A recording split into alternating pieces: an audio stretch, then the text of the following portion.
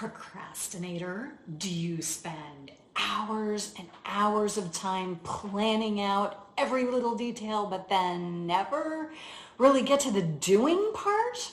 Do you put off doing things that you know you need to do to start your personal chef business? Hey, we've all been there at one time or another, and I hear this all the time from passionate cooks who want to start a personal chef business. Hey there, Chef Shelly here. If we're just meeting for the first time, I help passionate home cooks just like you start a personal chef business so you can get paid to do what you love. You know, some more things that I hear from passionate cooks all the time, they sound something like this, I need to just take a few more classes so that I can cook better before I try to take clients. Or, do I have to talk to people to get clients? Can't I just post on a Facebook page? Or, well, no one's going to hire me if I didn't go to culinary school. Or, how am I going to compete with more experienced personal chefs in my area? Or, I really need to work under another personal chef first to get practice. Or just sort of a vague, I can't do this because there are other personal chefs in my area already doing this, or they do that. Yeah. So all this boils down to just a lack of confidence. And not only can it stop you from starting your personal chef business, worse, if you do get started, it will definitely keep you from being successful. People want to hire someone to be their personal chef who's secure in themselves. The personal chef who is confident will always, always have more clients than a personal chef who might even cook better, but who just doesn't have the confidence, doesn't believe in themselves, just struggles with that. Now, of course, that being said, don't be an asshole. But that's a whole separate issue. So seriously, people are just drawn to people who are confident. Just think of someone who gets your attention.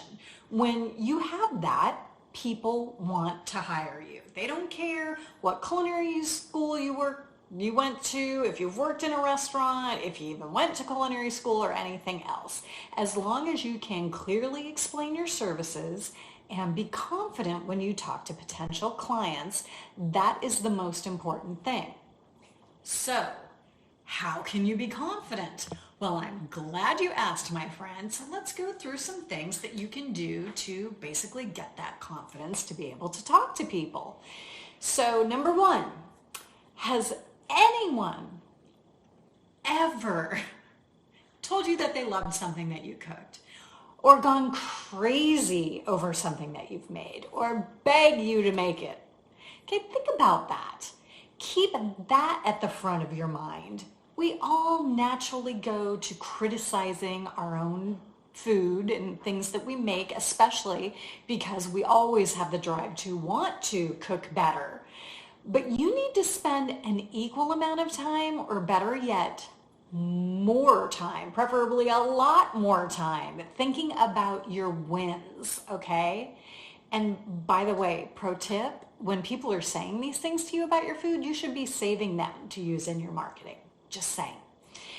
So, number two, take some action. Even if you can take just a small step, just that can help you realign your thinking into moving forward instead of focusing on the negatives, the procrastination, the fear, the mistakes, whatever.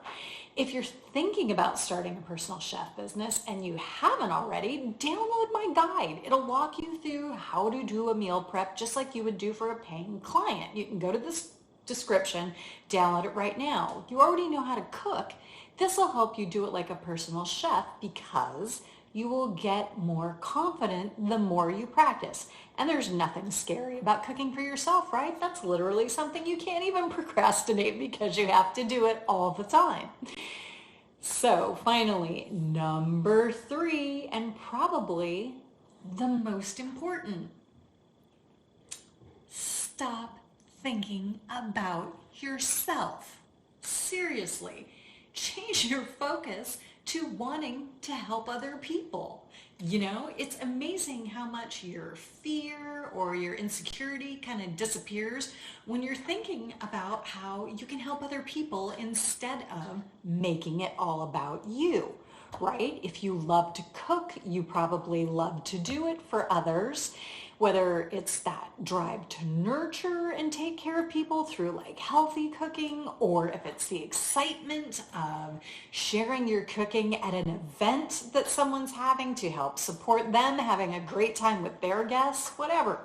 The more you think about this feeling serving other people and less worrying about yourself, the more confident and refocused you'll be. Because when you do these three little things, you'll find that not only do you get more confident, but people will be more drawn to you, right? They will reach out to you about your cooking. And this will help, it all adds up. It will help get these positive results, which will compound, and then your confidence will grow too. And you know what else will help you get confident?